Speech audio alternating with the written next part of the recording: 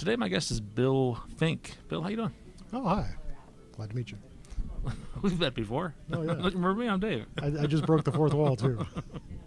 What do you do? I'm a technical evangelist for Microsoft. I knew that. You were telling me about some of the work you're doing with the Kinect, which sounds pretty cool. Oh, it is. It's absolutely fascinating. Probably one of the coolest technologies that I can think of, even cooler than Google Glass. The Microsoft Kinect for Windows just was released for purchase just a couple of weeks ago. Mm-hmm. It's at the incredibly low price of $199 that could be purchased at any Microsoft store. This is remarkable because the original Kinect for Windows was selling for $299 or $399, a couple $100 more than what this new technology is. And the new Kinect offers a greater array of technological advances. Such as? Such as full 1080p color video streams at 30 frames per second. That comes down automatically. And in low lighting situations, the Kinect will automatically adjust to double the exposure, so you get 15 frames per second, still at full 1080p color resolution. So it's basically a device with a camera inside of it. It is, but it's much, much more than just a camera. It actually is a three-dimensional imaging device. So in addition to getting the 1080p color video stream, you also get depth. So for instance, if you're a developer and you're writing a software application, you might get an array of color pixels like you would with just a webcam. But the color pixels will come in at, let's say, red, blue, green, and alpha. And as a developer, you can figure out what those colors are. With the depth, each pixel will come in terms of millimeters. So for each pixel in the image, you know how many millimeters it is away from the actual Kinect device. And you have a resolution range from half a meter all the way out to 4.5 meters. That's distance from the camera. That's distance from the camera, yes. Okay. And what's that? Is that used to respond to events? So if I get closer, I can write code to do that? Or what's the advantage of that? Oh, you could do anything you want. What it does is it gives you a depth perception of the environment in which the camera is operating. So for instance, there's programs that are being developed right now that you can get on GitHub that will take this depth resolution and translate it into a format so that you could do maybe three-dimensional printing on a 3D printer, for instance. Oh, okay. So you can detect what the thing looked like, what the object you're looking at looked like in 3 dimensions, and recreate that in a 3D printer. Oh, absolutely, absolutely, and that's fascinating. Another feature of the Kinect is that it will do body tracking, and so the original Kinect for Windows would allow you to track 2 individuals at a time. The new Kinect will go up to 6 individuals, and it will track up to 25 joints on the body, which is a pretty big improvement over the first generation Kinect for Windows. Okay. Now this is let's talk about the developer story around here, because like the detection of bodies, it knows what a human body looks like. It knows about where the elbows should be. Yes. But you write some code to respond to movements, arm movements, and hand movements, and things like that, right? Sure. So as a software developer, you can write programs. Either you can pull the device itself and grab the frames, or you can do event-based programming, which is typically what people will do. And the events will be fired every time a frame is arrived. So you would program an event, and that might get fired 30 times a second. And for each frame that's arrived, that gets sent to your program, you can extrapolate the different streams, which is an audio stream, which the device has a 4-microphone directional audio array. So you can get audio stream, you can get a color stream, you can get an infrared stream, you can get a body stream, and you can get a body masking stream. And with these different streams, as a developer, you have a wide variety of doing pretty much anything you want with them, because you're getting all kinds of data, and you're really limited to your imagination what you could do with that. Give me some examples of some of the applications you've seen that are just really cool with the Kinect. Well, one program that I've seen, which is just totally remarkable, is a product called Swivel by a company called FaceCake.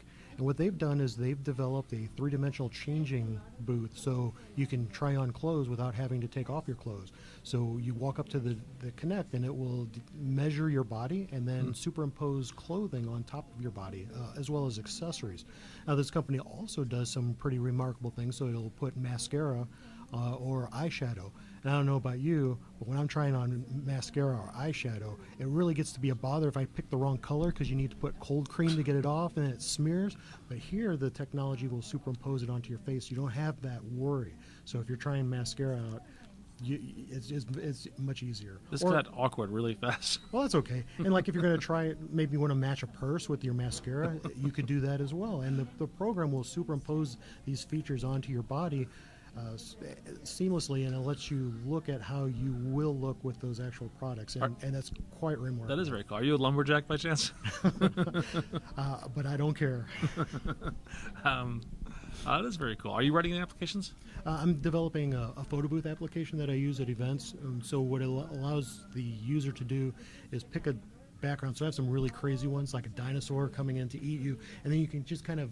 Are these still images or are these moving images? These are still images. I'm working on my next generation is going to have moving backgrounds, but for right now it's a still image. And what the photo booth will do is allow the user to take a crazy picture and then email that picture to themselves. Oh, cool. And the background is it's sort of like a green screen. It is. But so you don't need the green screen. You don't. So with the Kinect, you have what's called body masking. Since we have the depth and we have the color and we have the bodies, we can also get the masking. And so we can get each of the arrays, each of the pixels in the array, and that pixel value will be the body number. So up to 6 individuals, I can tell which pixels belong to which person. Mm-hmm. And then once I take those pixels out, I can do whatever I want. And so I can put them on a background, a crazy background, or do enhancements to their body if I wanted to. Really, once you have those pixels, it's just a graphic image. And then whatever you want to do with a graphic image, you can do whatever you want with it. That's interesting. So the green screen, of course, works because you pick a color. That's and correct. You say just remove that color. And the reason green is popular is because most of us don't have green in our face at all. Our skin tones don't have green in them. Exactly. But here you don't need to have a screen behind you because you can use the depth, the distance from the lens, and just filter out anything that's further away than that. That's correct. And you get some very remarkable effects with that. Interesting. And you're building these with .NET? Is that the only way to build them? Yeah. Right now, you can only use Windows 8. So you can program for Windows 8. Okay. And the Kinect for Windows you can program in really any .NET language. Okay. You can also do in DirectX.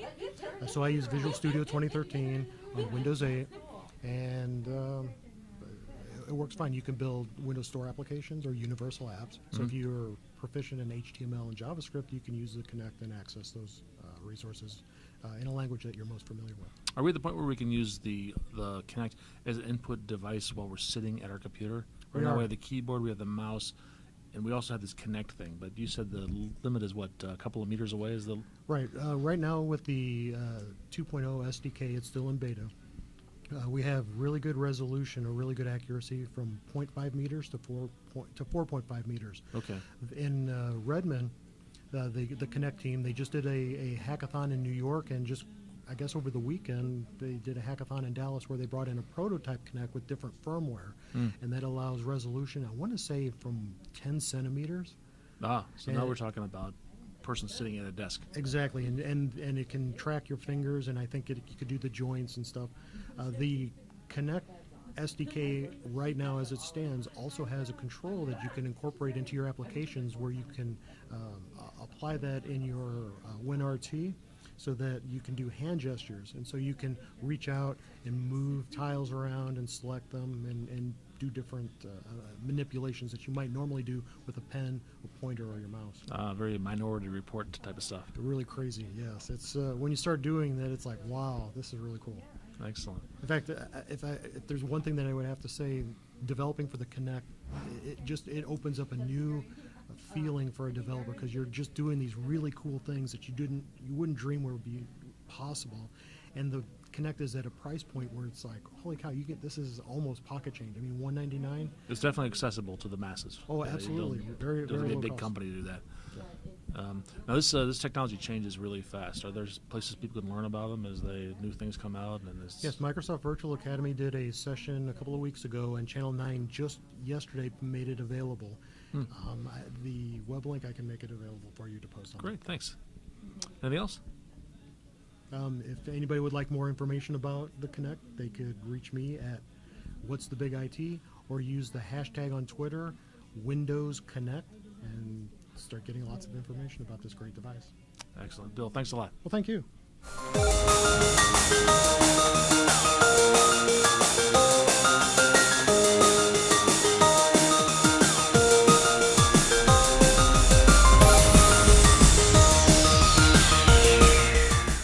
You know, it's good to have friends and it's good to have technology, but it's even better when you have friends in technology.